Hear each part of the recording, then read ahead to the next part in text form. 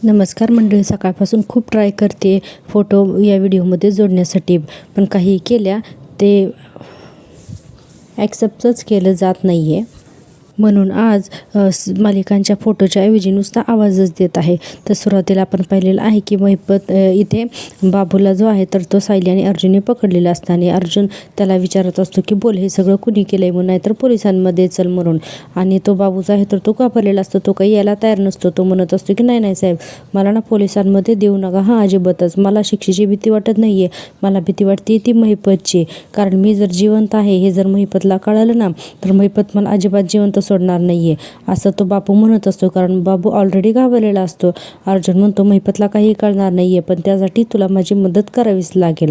आता याच्यावरती बाबू काहीच बोलत नाही. अर्जुन म्हणतो बोल ना, तयार आहेस का? तर बाबू म्हणतो हो साहेब, मी तयार आहे. तुम्ही म्हणाल ना ती मदत मी तुम्हाला करेन, काय पण करेन, पण मला फक्त महिपतच्या ताब्यामध्ये देऊ नकात हां, असा बाबू म्हणत असतो. आता तो किती घाबरला हे अर्जुन सायलीच्या लक्षात येतच. त्यावर अर्जुन म्हणतो मला एक गोष्ट खरी खरी सांग, 22 वर्षांपूर्वी महिपतने तुला ॲक्सिडेंट करायला सांगितलेला होता, तर हे खरं आहे का? तर त्यावरती बाबू म्हणतो की हो साहेब, मलाच महिपतने ॲक्सिडेंट करायला सांगितला होता आणि तशी सुपारीसुद्धा दिली होती म्हणून. आता अर्जुन पुढे म्हणतो की पण त्या महिपतला किल्लेदार फॅमिलीला का मारायचं होतं आणि त्याचा रविराज किल्लेदारवरती म्हणजे महिपतचा का राग होता? आता त्यावर बाबू म्हणतो आता ते मला कसं माहिती असणार साहेब, अशा कामाचे पैसे मिळाले की जास्त चौकशी करायची नसते हो साहेब, त्यामुळे मी त्याला महिपतला काही जास्त विचारलं नाही. मी महिपतने दिलेले पैसे लगेचच खिशात टाकले आणि त्या दोघांचा काम करायला ट्रक घेऊन निघून गेलो. सायली इतक्यात म्हणते दोघांचं म्हणजे दुसरं कोण होतं महिपत सोबत? आता लगेचच बाबू म्हणतो होतं ना, आणखीन कुणीतरी होतं त्याच्यासोबत, हे काम एकट्या महिपतचं काम नव्हतं, त्याच्याबरोबर आणखीन कुणीतरी एक जेंटलमॅन होता. आता हे ऐकल्यानंतर अर्जुन सायलीला एकदम त्यांचे कान उभेच राहतात आणि नंतर तो बाबू म्हणतो की त्यानेच तर महिपतला किल्लेदारांच्या ॲक्सिडेंटची सुपारी दिलेली होती म्हणून. आता अर्जुन सायली चकितच होतात. पुढे बाबू म्हणतो की हां, पण तुम्ही सुपारीचं जे काही कारण विचारताय ना तर ते मला माहीत नाही हां साहेब. आता अर्जुन म्हणतो तो माणूस कोण होता आणि नाव काय त्याचं? आता बाबू विचारच करत असतो. इतक्यात अर्जुन पुन्हा ओरडतो बोल म्हणून. आता बाबू सांगतो की साहेब, मला खरंच माहीत नाही आहे की तो माणूस कोण होता ते. तर अर्जुन म्हणतो बरं, त्याबद्दल तुला आणखीन काय काय आठवते ते तरी सांग. बाबू म्हणतो नाही साहेब, जास्त काही नाही, माझा संबंध फक्त महिपशीच आलेला होता. आता अर्जुन म्हणतो महिपतला ज्याने सुपारी दिली त्याचा चेहरा आठवतोय तुला? तू त्याचा चेहरा पुन्हा पाहिल्यानंतर ओळखशील का त्याला? आता हे सगळे विचारल्यानंतर बाबू विचारात पडतो, कारण इतकी जुनी गोष्ट कशी आठवायची? आणि अर्जुन म्हणतो बोल. तर बाबू म्हणतो अहो साहेब, या गोष्टीला तर खूपच वर्ष झाली हो, मी तर ना तुळजापुरात आल्यापासून मागचं सगळ्या आठवणी पुसून टाकल्या तो साहेब, आणि मला ना आता चेहरा त्याचा नीटचा आठवत नाही आहे. तो समोर आला ना तर मी त्याला ओळखू शकेन का नाही आहे हे सुद्धा आता मी नाही सांगू शकत. आता बाबूकडून असं कळल्यानंतर अर्जुन थोडासा निराश होतो, पण पुन्हा हिंमत उठवतोच तो. पण आपल्या लगेचच दुसरा सीन दाखवलेला आहे. सचिन जो आहे तर तो निघालेला असतो, बूट सॉक्स घालत असतो आणि साक्षी विचारत असते काय रे सचिन, तू पुन्हा चाललास का? तर सचिन म्हणतो हो, काय करू, तुझी किती जरी आठवण आली ना तरी काम महत्त्वाचं आहे, मला जावं तर लागणारच ना.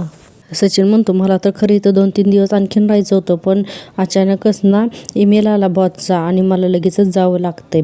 त्यावर साक्षी म्हणते नाही खरं आहे तुझं, बॉसचा ईमेल आला असेल म्हणून, पण मला एक गोष्ट कळत नाही, या ज्या काही फ्लाईट्स आहेत त्या सगळ्या तुझ्या बॉसच्या ऑर्डरप्रमाणेच ऑपरेट होतात का, असं साक्षी म्हणत असते.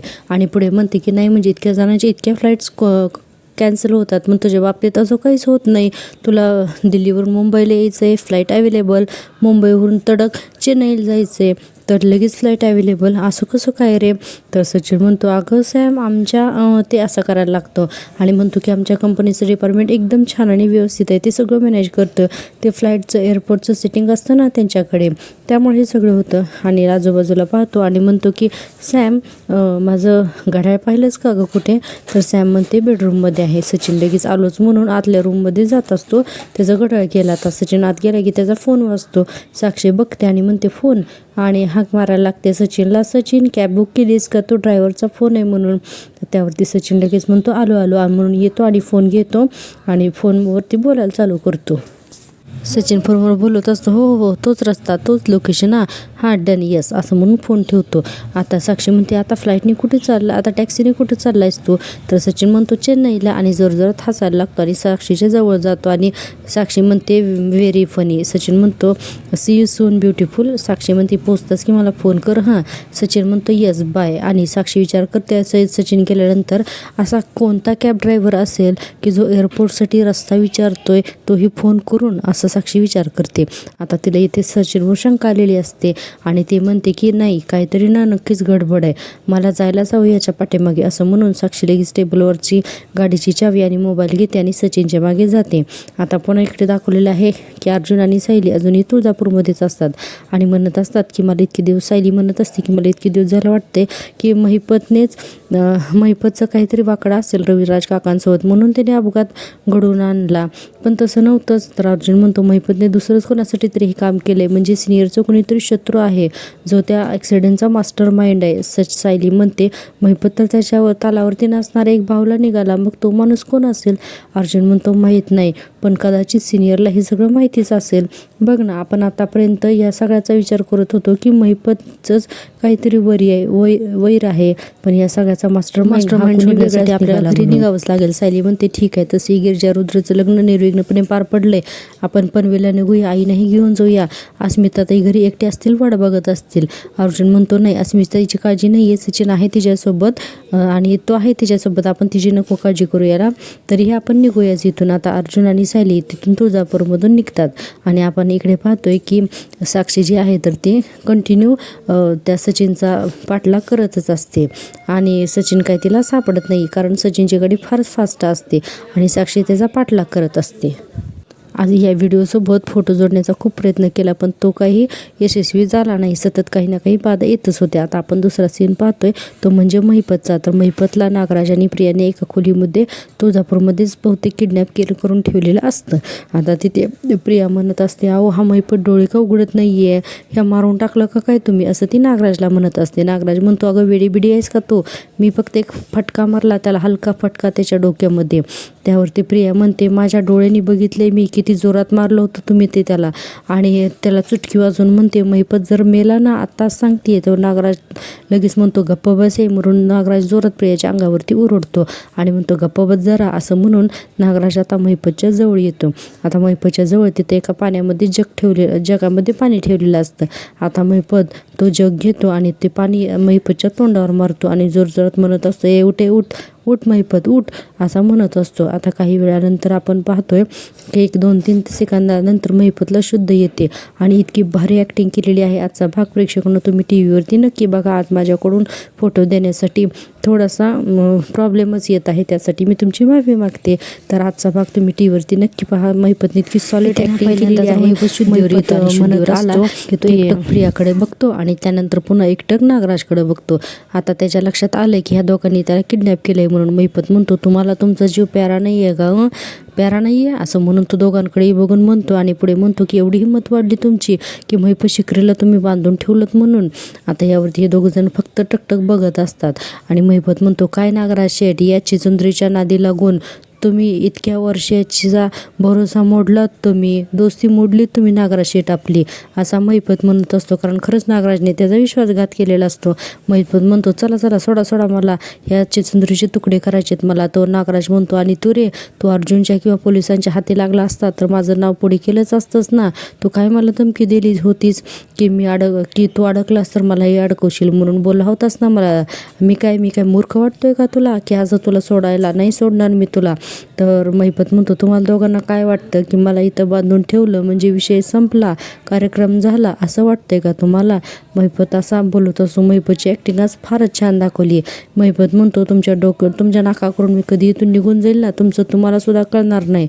आणि त्याच्यानंतर ही जे मी किती तुकडे करायचे आणि असे बारीक तुकडे करणारे मी या प्रियाची आणि अशी शिक्षा देणार आहे ना की नरकात पण कुणी अशी हिला शिक्षा देणार नाही. पण त्याआधी नागराज शेठ तुम्हाला मी गिधाडांना खायला देणार आहे, असं महिपत खूप चिडलेला असतो आणि असं बोलत असतो. आणि हे सगळं ध्यानात ठेवायचं 113% असं महिपत म्हणत असतो. आणि प्रियावरती तर आज महिपत इतका चिडलेला दाखवला की त्याला माहिती की त्याला किडनॅप करण्यामागे जो सुपर मेंदू आहे ना, म्हणजेच तो तिला जसं म्हणत असतो की डबल मेंदूची म्हणून, तर तो सगळा प्रियाचाच मेंदू असतो. आता आपण पुन्हा पाहतोय की साक्षी अजूनही साक्षीच्या हाती काही सचिन लागलेला नाही. सचिनची गाडी पुन्हा फास्ट असते आणि साक्षी मागं असते. सचिन नक्की कुठं जातो अस्मिताचा सीन दाखवलेला आहे. अस्मिता घरामध्ये फेऱ्या मारत असते आणि म्हणत असते, मला वाटलं होतं की सचिन डोहाळ जेवणाला आला म्हणजे घरात राहील माझ्यासोबत थोडे काही दिवस, पण परत कामाचं काहीतरी कारण सांगून परत निघून गेला. इतकी कसली कामं असतील बरं सचिनला, असं ती विचार करत असते आणि हॉलमध्ये फेऱ्या मारत असते, कारण घरात दुसरं कोणीच नसतं. आणि अस्मिता म्हणत असते की अशा दिवसांमध्ये मला किती एकटं वाटतं हे कळत नसेल का सचिनला, असं अस्मिता म्हणून फेऱ्या मारते. आणि पुढे म्हणते की सचिनला ना माझी किंमतच नाही आहे, अजिबातच किंमत नाही आहे, कारण सचिन जो आहे तर तो अस्मिताकडे राहत नसतो. सतत त्याचं येणं जाणं हे काही संशयास्पद असतं अस्मितासाठी. आता अस्मिता असा विचार करून करून थकते आणि हॉलमध्ये एका सोफ्यावरती बसते. इतक्यातच आपल्याला दाखवलेलं आहे की इकडं अर्जुन जो आहे तर तो गाडीमध्ये पनवेला यायला निघालेला असतो तुळजापूरवरून.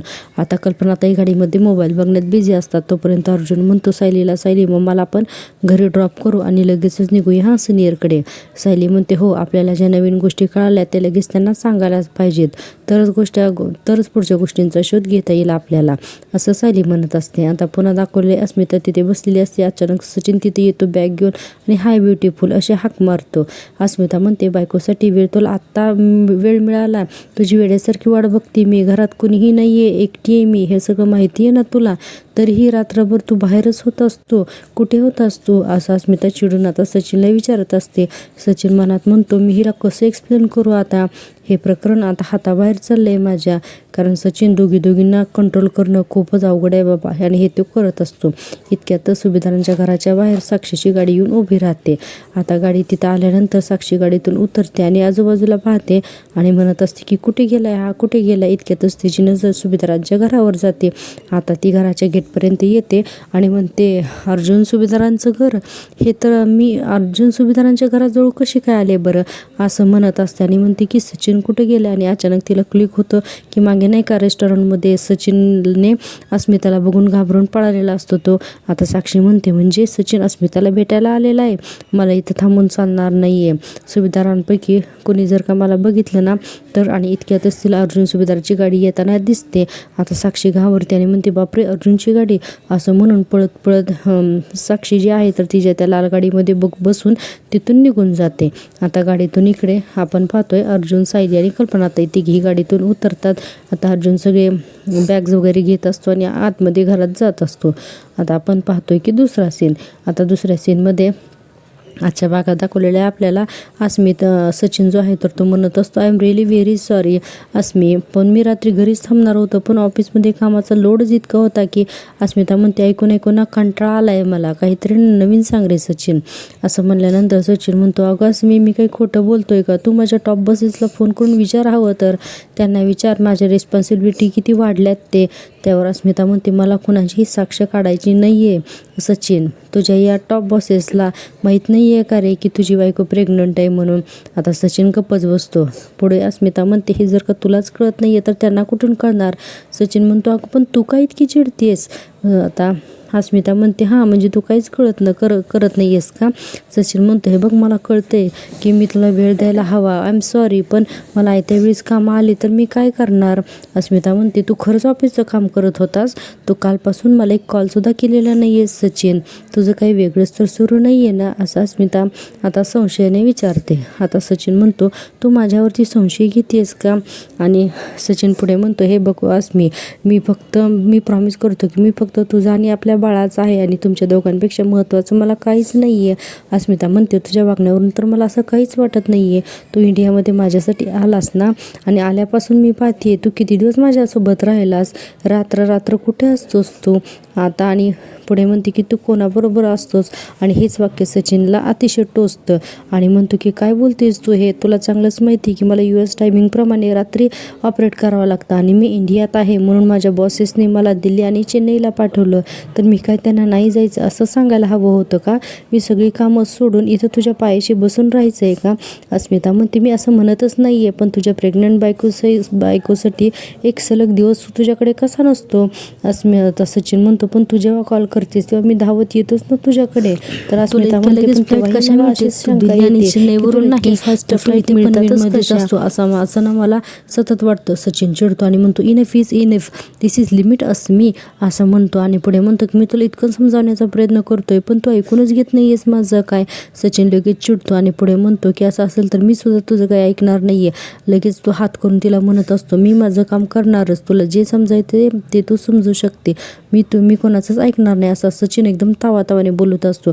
इतक्यातच दारामध्ये अर्जुन, सायली आणि कल्पनाताई हे तिघं सुद्धा हे सचिनचा चिडलेला आवाज सगळा ऐकतात आणि त्यांच्या लक्षात येतं की अस्मिताचा आणि सचिनचा आज काहीतरी जोरात भांडण चालूच आहे म्हणून. आता कल्पनाताईंना हे सगळं बघून थोडंसं वाईट वाटत असतं की बाबा आपल्या मुलीचं आणि जावयाचं भांडण चालू आहे म्हणून.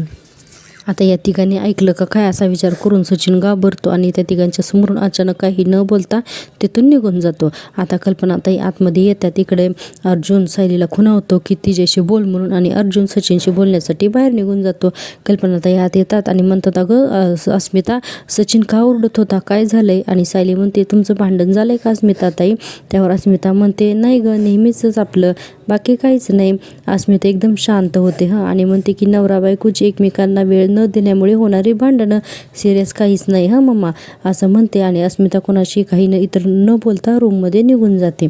आता कल्पनाताईंचा चेहरा बघून सायलीच्या लक्षात येतं. सायली म्हणते अहो आई, नवरा बायकोंची अशी भांडण होतच राहतात ना आणि आजकाल अस्मिताताई किती हळव्या झाल्यात हे आपण बघतोयच ना, त्याच काहीतरी बोलल्या असतील म्हणून तर सचिन भाऊजींचा आवाज चढला. तुम्ही बघा सचिन भाऊजी येतील आणि अस्मिताताईंशी पुन्हा छान गप्पा मारतील, अगदी दोघेजण हसत खेळत असतील. तोपर्यंत मी जाते अस्मिताताईंच्या खोलीत त्यांच्या आवडीचं सरबत घेऊन आणि बोलते त्यांच्याशी असं सायली म्हणते. आता आपल्याला लगेच दाखवलं आहे की सायली सरबत घेऊन येते अस्मिताच्या खोलीमध्ये आणि म्हणते अस्मिताताई, मगाशी मी आले तेव्हा तुम्ही मला खूप थकल्यासारखे दिसत होतात, हे सरबत आणले मी तुमच्यासाठी, तुम्हाला बरं वाटेल त्यावर अस्मिता म्हणते प्रवास करून तुम्ही आलायत आणि थकल्यासारखी मी दिसतीये. आता असं बोलल्यानंतर सायली काहीच बोलत नाही. पुढे अस्मिता म्हणते की बरं लग्न कसं झालं?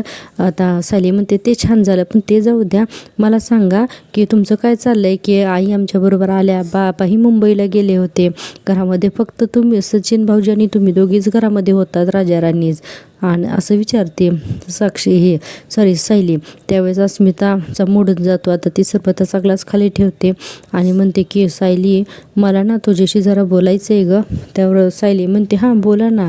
तर अस्मिता म्हणते सचिन माझ्याबरोबर आहे या विश्वासाने मम्मा लग्नाला आली होती, पण मम्मा जशी निघाली ना तसं सचिनसुद्धा कामाचं निमित्त काढून घरातून निघून गेला आणि आत्ता तुम्ही आलात ना त्याच्या अगोदर 5 मिनिटं आलाय तो, असं अस्मिता सांगते. मग सायली म्हणते म्हणजे काल रात्री सचिन भाऊजी घरामध्ये नव्हते?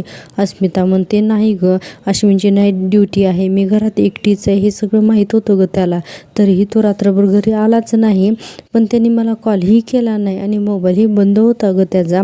त्यावर सायली म्हणते अस्मिताताई मग तुम्ही आम्हाला का नाही कॉल केला, आम्ही आलो असतो ना. अस्मिता म्हणते तेच तर, तुम्ही लग्न सोडून धावत पळत आला असतात म्हणून तर तुम्हाला नाही सांगितलं. अगं पण ज्याची जबाबदारी आहे त्याचा पत्ता कुठे होता, तो नव्हताच इथे असं म्हणल्यानंतर सायली म्हणते अस्मिताताई पण सचिन भाऊजींच्या कामाचं स्वरूप हे असंच आहे, आपल्याला माहिती आहे ना, मग तुम्ही एवढ्या गोष्टी का मनाला लावून घेताय, द्या ना सोडून. आता असं म्हणल्यानंतर की अस्मिता बेडवरून उठते आणि म्हणते की कारण कोणतंही काम एवढं महत्त्वाचं नसतं की बायको प्रेग्नंट असताना नवऱ्याने तिचा कॉल कट करावा, एवढं महत्त्वाचं नसतं सायली. आणि पुढे म्हणते की म्हणूनच मला शंका येते की सचिन सतत कामासाठी बाहेर जात असतो ना, तर ते फक्त कामासाठी नाही आहे असं म्हणून ती 2 मिनटं थांबते आणि सायली म्हणते म्हणजे काय अस्मिताताई? त्यावर लगेचच अस्मिता म्हणते की सायली, सचिनचं बाहेर कुठेतरी अफेअर असेल का गं असं अस्मिता जी आहे तर ते म्हणत असते सायलीला. आता हे ऐकून सायलीला चांगलाच धक्का बसतो. सायलीला वाटते की बापरे अस्मिताताई या सगळं काय बोलतात म्हणून. आणि सायली लगेच म्हणायला जाते की अस्मिताताई नाही हं, असा विचार अजिबात करायचा नाही. सचिन भाऊजींचं असं काहीही नसणार आहे. तुम्ही भलती असेल ते विचार मनात आणूच नका असं अस्मिता म्हणत असते. सायली म्हणत असते अस्मिताला समजावण्यासाठी. सायली म्हणते अस्मिताताई असा विचार करू नका. था अस्मिता म्हणते मग तो रात्रभर कामासाठी कुठे असतो? त्याचे ऑफिस टोरंटो आणि फ्लोरिडामध्ये आहेत ना. मग तो दिल्ली मुंबई चेन्नई का फिरतो असा सगळा? मी कॉल केला ना तर तो उचलत नाही आणि मी जेव्हा त्याच्याबरोबर असेल ना तेव्हा येणारे कॉल सगळे तो कट करतो गं. आणि सगळ्यात महत्त्वाचं म्हणजे तुम्ही काहीही म्हणा हां, मला खात्री आहे की त्या दिवशी रेस्टॉरंटमध्ये मी सचिनलाच एका मुलीबरोबर बघितलं होतं. आता हे सगळं सांगत असताना अस्मिताला रडू कोसळतं.